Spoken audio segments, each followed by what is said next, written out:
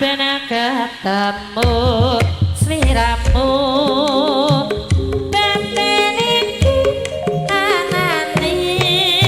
tansah remu rasa tresno kang tak andhep sareng mikir ati tak bisa jencem kaya ora bisa ngucap